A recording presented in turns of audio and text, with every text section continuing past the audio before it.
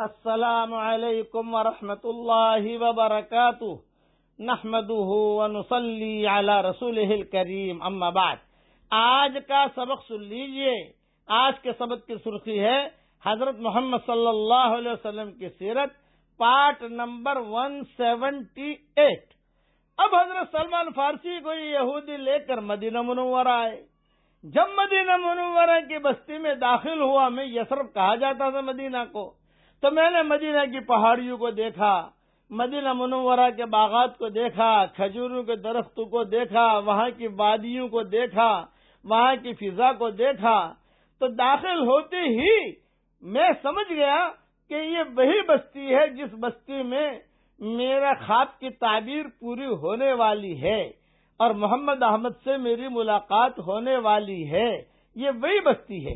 یہاں تک کہ سلمان فارسی کہا کرتے تھے، درخت پر میں نگاہ ڈالتا تھا تو درختوں کے ہر پتے کے اوپر سے، کھجور کے اوپر سے مجھے حضور صلی اللہ علیہ وسلم کا نور ٹپکتے ہوئے محسوس ہوتا تھا۔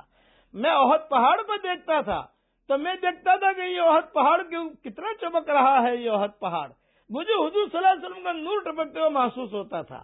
یہاں تک کہ میں باب العوالی میں آ گیا۔ باب العوالی یہ مدینہ منورہ میں مسجد نبوی کے قریب بھی ہی ایک جگہ ہے۔ آج کل ہمارا مکان بھی اسی جگہ پر ہے، باب العوالی میں ہی ہے جہاں ہم رہتے ہیں مدینہ منورہ میں۔ وہاں بہت بڑا باغ ہوتا تھا کسی یہودی کا۔ اس یہودی کے یہاں، یہ بڑا عالم تھا یہ یہودی، وہاں ان کی ڈیوٹی لگ گئی۔ یہ مینیجر بن گئے سلمان فارسی، اور ان کے ہاتھ کے نیچے غلام، باندیاں، بہت روایت میں یہ ہے کہ بہت بڑا باغ اور بہت بڑا سیٹھیا تھا یہ یہودی، اور مینیجر بن گئے سلمان فارسی۔ سلمان فارسی نے سب کو جمع کیا، غلاموں کو، باندیوں کو، باغ کے کام کے لیے۔ جب باغ کے کام کے لیے جمع کیا تو سلمان فارسی نے سب سے پہلے پوچھا، بھئی اس بستی کا کیا نام ہے؟ انہوں نے کہا یثرب۔ تو کہا اس بستی میں کوئی محمد احمد نامی آدمی ہے؟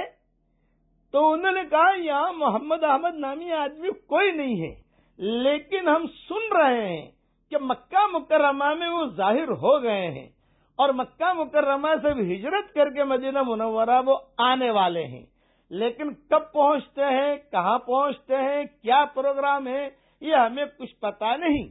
تو حضرت سلمان فارسی نے ان سب کی ڈیوٹی لگا دی کہ تم لوگ کھجور دینے کے لیے جاؤ گے مارکیٹ میں اور دودھ خریدنے کے لیے جاؤ گے مارکیٹ میں، تو سب سے لوگوں سے تحقیق کرو کہ یہ آدمی کب آ رہا ہے، یہ آدمی کب آ رہا ہے، یہ محمد احمد کب آ رہے ہیں۔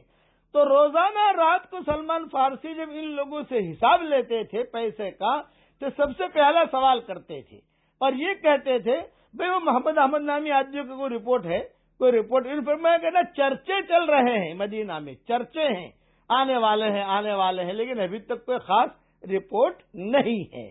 چنانچہ حضرت سلمان فارسی کہتے ہیں، ایک دن ایسا آیا کہ دوپہر کا وقت تھا، گرمی کا مہینہ تھا، میں کھجور کے درخت کے اوپر وہی باب العوالی میں ہی کچھ کام کر رہا تھا، اور میرا سیٹھ جو عالم تھا وہ وہاں نیچے چارپائی کے اوپر جو ہے آرام کر رہا تھا، دوپہر کا وقت تھا۔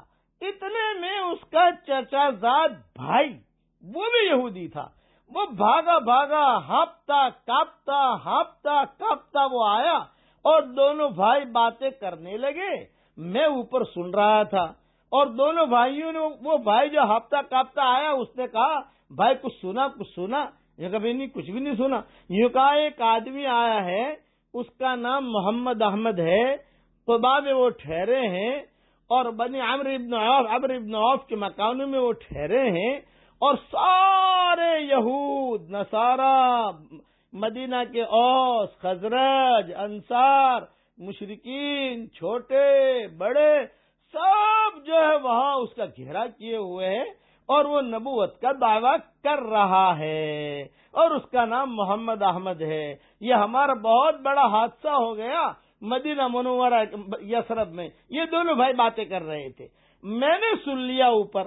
میں نے جب سنا تو میری آنکھوں میں خوشی کے آنسو آئے کہ الحمدللہ مجنون کا خواب پورا ہوا، مجنون کا خواب پورا ہوا، مجنون کا خواب پورا ہوا۔ یہ کہہ کر میں آہستہ آہستہ کر کے پہلے تو میرے دل میں آیا چھلانگ لگاؤں، لیکن میں نے اپنے آپ پر قابو کیا، کنٹرول کر کے آہستہ آہستہ نیچے اترا، اور نیچے اتر کر میرے سیٹھ سے پوچھا کہ سیٹھ صاحب، آپ کے بھائی آپ کو کہہ رہے تھے محمد احمد، قبا، یہ ساری باتیں، یہ کیا میٹر ہے؟ تو میرے سیٹھ نے مجھے ایک تھپڑ مارا، یہ کہا تو غلام آدمی ہماری باتیں سنتا ہے، یہ راز کی بات ہے، جا کام کر، باغ میں کام کر، باغ میں کام کر۔ خیر میں نے برداشت کر لیا۔ رات جب ہوئی، جب سیٹھ گھر چلا گیا، باندیا غلام سو گئے، تو رات میں کھجورے لے کر حضرت محمد صلی اللہ علیہ وسلم کے مکان کو دیکھنے کے لیے میں وہاں پہنچا، قبا پہنچا۔ اب میٹر آئی قبا کی۔ جب قبا پہنچا تو وہاں سے یعنی باب الاوالی سے قبا 3 میل کا فاصلہ ہے۔ میں نے ان سے پوچھا بھئی محمد احمد نامی آدمی آئے ہیں، وہ کہاں ٹھہرے ہیں؟ تو انہوں نے کہا کہ یہ جو کلثوم ابن ہدم ہے ان کے مکان پر ٹھہرے۔